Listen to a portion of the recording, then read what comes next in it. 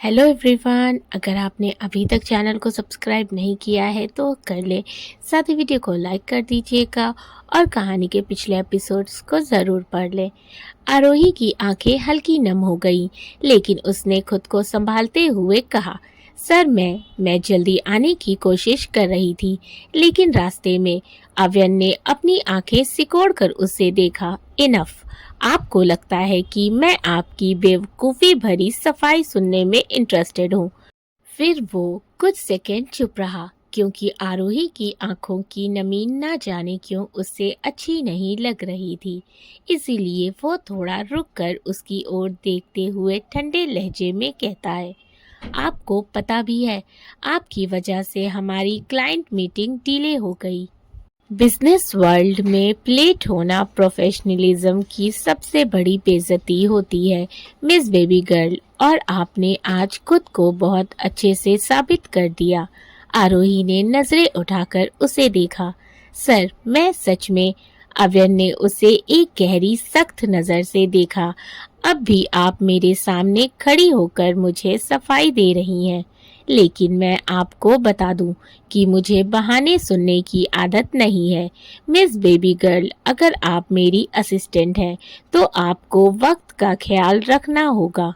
ये ऑफिस है, यहाँ हर चीज डिसिप्लिन में चलती है। आई होप ये आखिरी बार होगा। आरोही ने हल्की सांस ली और सिर हिलाकर हामी भरी। अव्यन ने उसकी तरफ देखा, फिर उसके हाथ में रखी कॉफी की ओर इशारा किया। जो लाई है वो टेबल पर रख दीजिए। आरोही ने जल्दी से कॉफी कप टेबल पर रखा और मुड़कर जाने लगी, लेकिन तभी अव्यन की गहरी आवाज उसे रोक देती है। मैंने अभी आपको जाने के लिए नहीं कहा। आरोही के कदम जहाँ के तहाँ रुक गए। उसने धीरे से गर्दन घुमाकर अव्यन को देखा, जो अब अपनी कुर्सी से उठकर उसकी ओर देख रहा था। यहाँ आइए। आरोही थोड़ी घबराई, लेकिन मजबूरन उसके करीब आई। अव्यन उसकी आंखों में देखते हुए, आप यहाँ काम करने आई हैं तो आपको अपने काम के तरीके सुधारने होंगे। मेरी ज़रूरतों को समझना होगा, मेरे शेड्यूल को मैनेज करना होगा। मुझे कोई बेवजह परेशान करे मुझे बिल्कुल पसंद नहीं। क्लियर? आरोही ने जल्दी से सिर हिलाया। Yes sir. अव्यन ने उसकी आंखों में देखा। उसकी बड़ी बड़ी आंखों में हल्की सी घबराहट झलक रही थी, लेकिन उसमें एक अलग मासूमियत भी थी। एक पल को उसकी सख्ती कमजोर पड़ी, लेकिन वो तुरंत संभल गया। अब जाइए, और हाँ, आगे से टाइम पर आने की आदत डालिए। आरोही ने जल्दी से सिर हिलाया। Yes sir. अव्यन ने उसकी ओर देखा। उसकी बड़ी बड़ी आंखों में हल्की घबराहट झलक रही थी, लेकिन उनमें एक अलग मासूमियत भी थी। एक पल को वो उसकी सख्ती कमजोर पड़ी, लेकिन वो तुरंत संभल गया। अब जाइए, और हाँ, आगे से टाइम पर आने की आदत डालिए। आरोही ने सिर झुकाया और बाहर निकल गई। अव्यन ने टेबल से कॉफी उठाई और एक सिप लिया। कॉफी का टेस्ट हल्का मीठा था। उसने हल्की सी भौवें चढ़ाते हुए कहा, शुगर ज्यादा है। आह, ये लड़की कोई काम में गड़बड़ ना करे, ऐसा हो सकता है क्या? वो कॉफी की तरफ एक नज़र देखता है। उसे ज्यादा मीठी कॉफी पसंद नहीं थी, लेकिन जाने क्यों आज उसे इसका टेस्ट अच्छा लग रहा था। वो वापस एक सिप और लेता है। अनजाने में ही उसके चेहरे पर एक हल्की सी मुस्कान आ जाती है। आरोही तेज कदमों से बाहर निकली, लेकिन उसका दिल अभी भी तेजी से धड़क रहा था। अव्यन की सख्त आवाज अब भी उसके कानों में गूंज रही थी। मुझे बहाने सुनने की आदत नहीं है। उसने लंबी सांस ली और खुद को शांत करते हुए कहा। ऑफिस के दूसरे दिन ही लेट हो गई, ऊपर से उस ड्रैकुला से डांट भी खा ली। अब आगे से ध्यान रखना होगा, और ऐसा जल्लाद बॉस हो तो और केयरफुल रहना पड़ेगा, उसने खुद से कहा और अपनी डेस्क की ओर बढ़ गई। दूसरी तरफ अव्यन अपनी सीट पर बैठ चुका था। वो ट्रांसपेरेंट ग्लास से आरोही को देखते हुए कहता है, कहा मैंने इस लड़की को सबक सिखाने के लिए यहाँ जॉब दी थी, लेकिन न जाने क्यों मैं चाह कर भी ऐसा कर नहीं पा रहा। I don't know why. Baby girl, you are driving me crazy. ये बोल वो आरोही की तरफ से नजरें फेर अपने लैपटॉप पर उंगलियां चलाने लगता है, लेकिन जाने क्यों उसका ध्यान बार बार आरोही की तरफ ही जा रहा था। उसकी बड़ी बड़ी भूरी आंखें, हल्का झुका सिर और उसकी वो मासूम सी नज़ाकत, कुछ था उसमें जो उससे सबसे अलग बना रहा था। अचानक उसके इंटरकॉम पर घंटी बजी। उसने रिसीव किया। सामने से आरोही की मीठी आवाज़ थी, सर आपके मीटिंग के डॉक्यूमेंट्स रेडी हैं, मैं लेकर आ जाऊं? आरोही हल्की सी घबराई आवाज में बोली। अव्यन ने घड़ी की ओर देखा और फिर उसे जवाब देते हुए कहा, ओके अभी लेकर आइए। कुछ ही सेकंड में दरवाजा फिर से खुला और आरोही धीरे से अंदर आई। इस बार उसके कदम पहले से ज्यादा संभले हुए थे। उसने टेबल पर फाइल रखी और जाने लगी। अव्यन की गहरी आवाज उसके कानों में पड़ी, रुकिए। आरोही एकदम से ठिठक गई और मन में बड़बड़ाते हुए बोली, अब फिर से क्या गलती हो गई? वो धीरे से उसकी ओर पलटी। अव्यन ने आहिस्ता से फाइल खोली और पेपर चेक किए। उसके एक्सप्रेशन पढ़ना मुश्किल था, लेकिन फिर उसने फाइल बंद की और आरोही की तरफ देखा। गुड, काम सही किया है आपने, आगे भी इसी तरह कीजिएगा। आरोही ने हल्के से सिर हिलाया, लेकिन जैसे ही वो मुड़ी, अव्यन ने हल्की मगर सख्त आवाज में कहा, और हाँ, अगली बार कॉफी में शुगर कम रखिएगा। आरोही उसकी तरफ देखते हुए हाँ में सिर हिला देती है। अव्यन बिना उसकी ओर देखे कहता है, स्टोर रूम में एक ब्लू कलर की फाइल है, आप उसे लेकर आइए जल्दी। आरोही झिझकते हुए कहती है, स्टोर रूम से सर? अव्यन इस बार उसकी आंखों में देखते हुए, जी हाँ स्टोर रूम से। कोई प्रॉब्लम है आपको बेबी गर्ल? आरोही ना में सिर हिलाते हुए बोली, नहीं नहीं, मुझे क्या प्रॉब्लम होगी, वो बस मुझे पता नहीं कि स्टोर रूम कहाँ है। अव्यन फाइल खोलते हुए गहरी आवाज में कहता है, इससे एक फ्लोर ऊपर, 16th फ्लोर पर, आगे से जाकर राइट। आरोही थोड़ा घबरा रही थी। उसकी घबराहट देख वो तिरछी स्माइल लिए कहता है, अगर आप डर रही हैं तो उसमें मैं कुछ नहीं कर सकता। ये आपकी जॉब है और आपको ये करना पड़ेगा, और अगर नहीं करना तो घर जाकर बैठिए। आरोही घूर कर उसे देख रही थी। मतलब ऐसा घमंडी खड़ूस अकड़ू बॉस उसे मिला है कि अगर उसे एक खून माफ होता तो वो सबसे पहले पहला खून अपने इस खड़ूस बॉस का करना पसंद करती। पर बेचारी चाहकर भी कुछ नहीं कर सकती थी, मजबूर जो थी।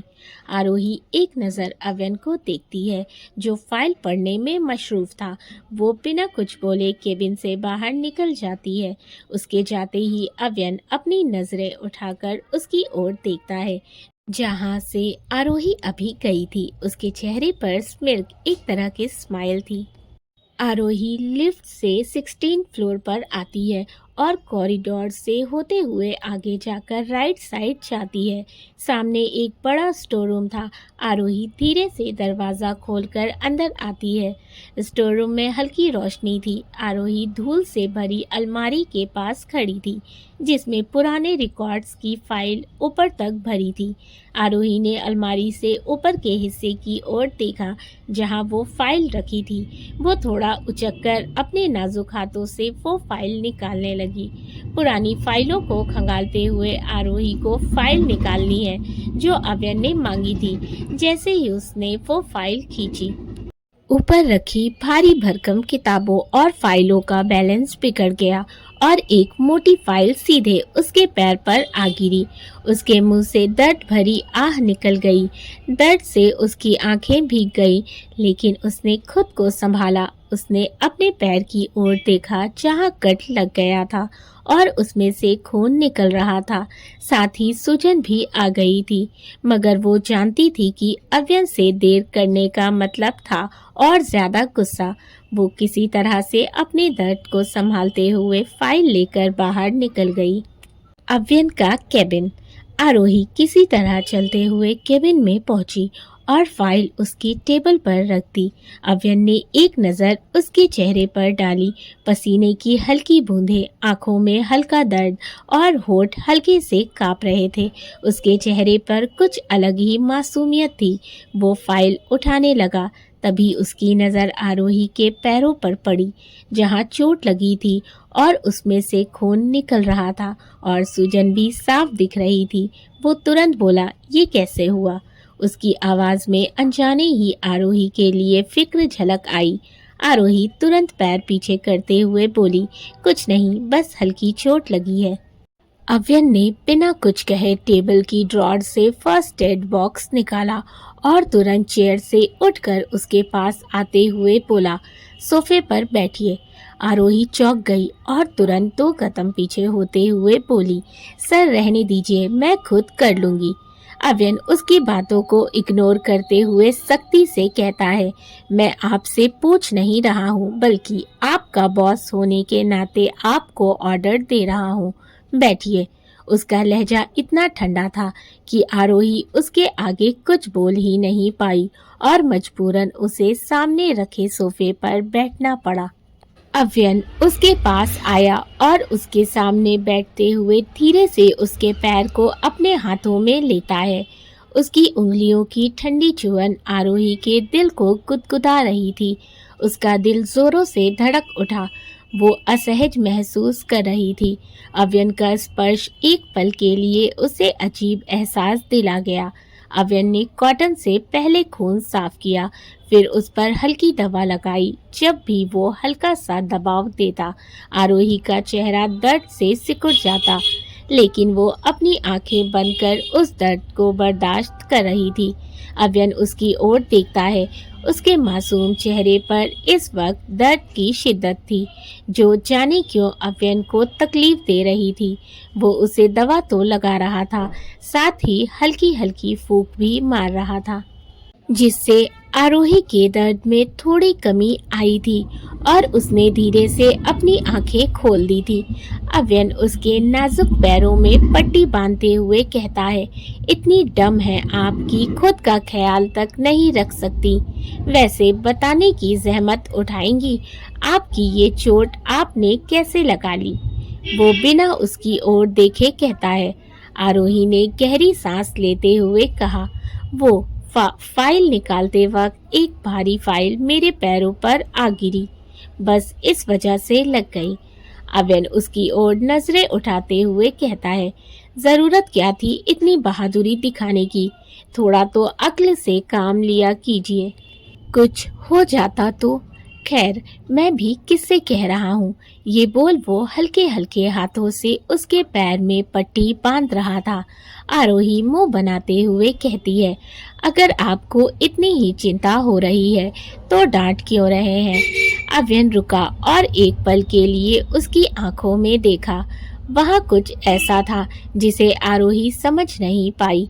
पट्टी बांधने के बाद अव्यन उठा और उसकी ओर देखते हुए बिना किसी एक्सप्रेशन के कहता है, aunt you thinking a bit too much baby girl? आप कुछ ज़्यादा ही नहीं सोच रही हैं बेबी गर्ल? अगर इतना दिमाग आप काम में लगाएंगी तो शायद कुछ अचीव कर पाएं। And one more thing, Avyan Singh Rathod doesn't care about anyone, nor does he empathize with anyone, and nor will be ever. Got it? और एक बात और, अविन सिंह राठौड़ को ना किसी की फिक्र है और ना ही किसी से हमदर्दी और ना ही कभी हो सकती है, समझिए आप। इतना बोल वो अपनी चेयर पर वापस जाकर बैठ गया, जैसे कुछ हुआ ही ना हो। आरोही तो हैरानी से बस उसे देख रही थी। मतलब अभी क्या था? वो जो अभी उसकी फिक्र कर रहा था, तो फिर वो क्या था? वो हमदर्दी ही थी ना। अव्यन बिना उसकी ओर देखे बोला, अब अगर आपका मुझे यूं घूरना हो गया हो बेबी गर्ल, तो जाइए और अपना काम कीजिए। आरोही मुंह बनाते हुए खुद से बोली, इस इंसान को समझना मेरे बस की बात नहीं है। इतना बोल आरोही जल्दी से बाहर निकल गई।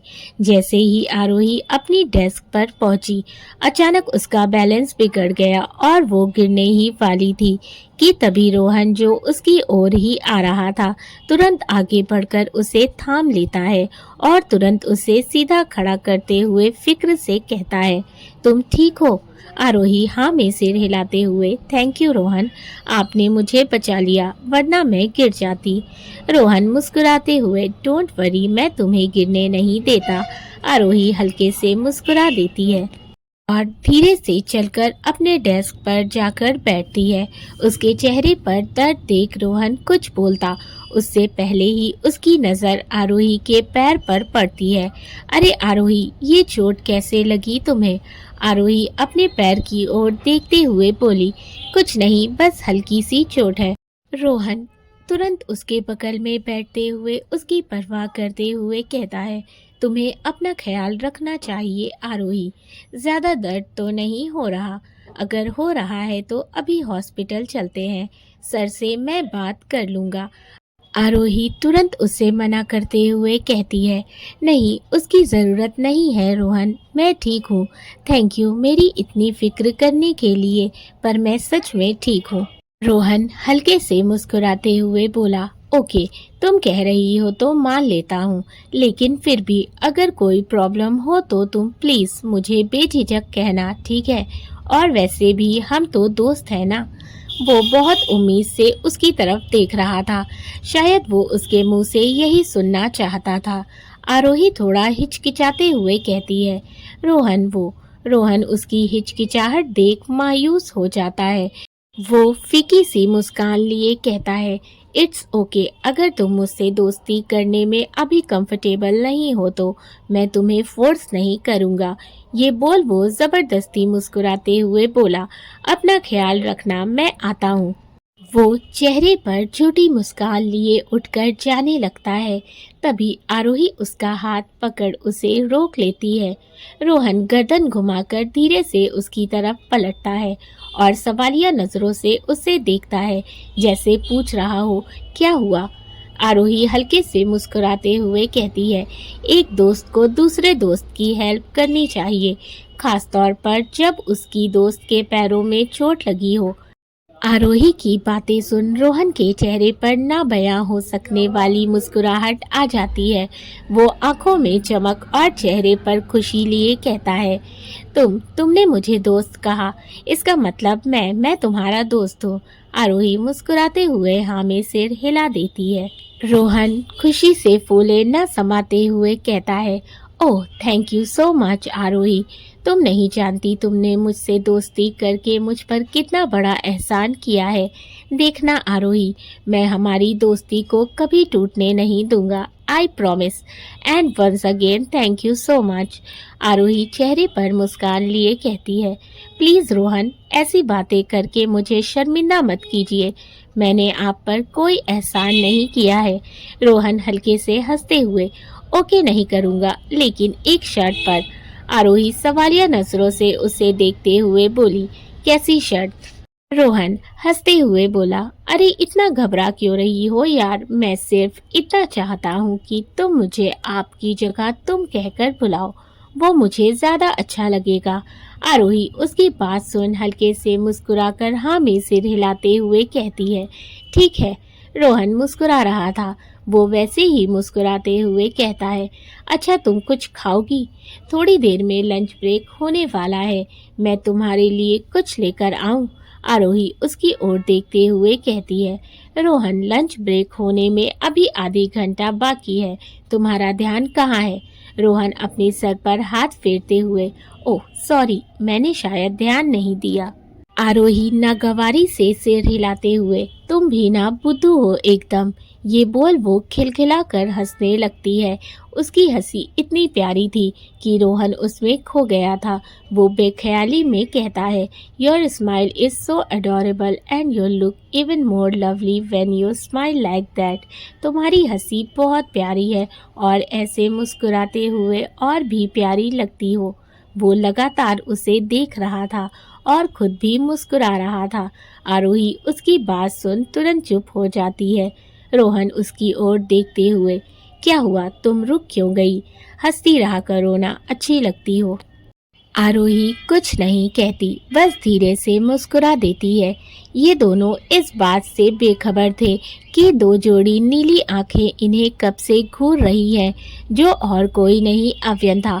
अव्यन अपने केबिन में बैठा था, लेकिन उसकी नज़रें आरोही पर थीं। लेकिन जब उसने रोहन को आरोही से बात करते हुए हंसते मुस्कुराते देखा, तो जाने क्यों उसके अंदर एक अजीब सी चिढ़ उठती है। उसका चेहरा सख्त हो जाता है। वो गुस्से में इंटरकॉम उठाता है और रोहन को कैबिन में बुलाने के लिए कॉल करता है, लेकिन फ़ोन रोहन का दोस्त विपुल उठाता है। अव्यन की ठंडी आवाज़ उसके कानों में पड़ती है, रोहन को बोलो अभी कैबिन में आए। अव्यन का ठंडा लेकिन सख्त लहजा सुनकर विपुल ने तुरंत रोहन को इशारा किया। रोहन कैबिन में आता है। वो हल्का घबराया हुआ था, जाने अव्यन ने उसे क्यों बुलाया था। अव्यन अपनी कुर्सी पर बैठा, आंखों में वही सख्ती लिए वो उसकी ओर देखते हुए सर्द लहजे में कहता है, काम करने आए हो या गप्पे मारने? अव्यन की आवाज में गुस्सा था। रोहन घबराई आवाज में कहता है, सर मैं तो बस। रोहन कुछ कहता उससे पहले ही अव्यन ने उसे कड़ी नजरों से देखते हुए बोला, मैं यहाँ टाइम पास करने की सैलरी नहीं देता। बहुत खाली वक्त है ना तुम्हारे पास? मैंने जो प्रोजेक्ट दिया था उसका क्या हुआ? रोहन हिचकिचाते हुए, सर मैंने लगभग कंप्लीट कर लिया है, बस थोड़ा ही बाकी है। अव्यन उसे घूरते हुए, तो बाकी का बचा कौन कंप्लीट करेगा? कल तक अगर वो प्रोजेक्ट कंप्लीट नहीं हुआ तो 1 मिनट नहीं लगेगा मुझे तुम्हें ऑफिस से बाहर निकालने में, गॉट इट? रोहन डरते हुए तुरंत कहता है, sorry sir, I am really sorry. कल तक मैं ज़रूर उसे कंप्लीट कर दूंगा। अव्यन तीखी नज़रों से उसे देखते हुए, करना पड़ेगा रोहन, और ऑफिस टाइम में तुम या कोई और मुझे फालतू बातें करता दिखा तो मुझसे बुरा कोई नहीं होगा, अंडरस्टैंड? रोहन ने सिर झुका लिया। सॉरी सर, नेक्स्ट टाइम ऐसा नहीं होगा। मैं आपको शिकायत का मौका नहीं दूंगा। अव्यन सख्त नज़रों से उसे घूरते हुए कहता है, आई होप सो। रोहन जल्दी से केबिन से बाहर चला जाता है, लेकिन अव्यन का गुस्सा अभी भी ठंडा नहीं हुआ था। उसने फिर इंटरकॉम पर आरोही को बुलाया। आरोही अंदर आई तो देखा अव्यन की आंखों में अजीब सी तलखी है। वो कुछ समझ नहीं पाई कि अव्यन इतने गुस्से में क्यों है। अव्यन ने बिना उसकी ओर देखे मेज पर ढेर सारी फाइलें पटक दी और बिना किसी एक्सप्रेशन के कहता है, ये कुछ फाइल्स हैं, इन्हें 3 दिन के अंदर कंप्लीट करके दीजिए मुझे। आरोही की आंखें चौड़ी हो गईं और मुंह खुला रह गया। वो उसकी ओर देखते हुए हैरानी से कहती है, सर इतनी सारी फाइल्स, ये 3 दिन में मुमकिन नहीं है। अव्यन उसकी ओर देखते हुए ठंडे लहजे में कहता है, तो मुमकिन कीजिए बेबी गर्ल, आप यहाँ काम करने आई हैं, मस्ती करने तो नहीं। और वैसे भी ऑफिस में दोस्ती निभाने का वक्त तो है आपके पास, लेकिन काम करने का नहीं।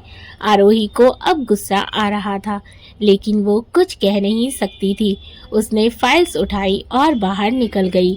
जैसे ही वो अपनी डेस्क पर पहुंची और मन ही मन बड़बड़ाई, ये आदमी है या जल्लाद, बस मुझ पर गुस्सा करता रहता है।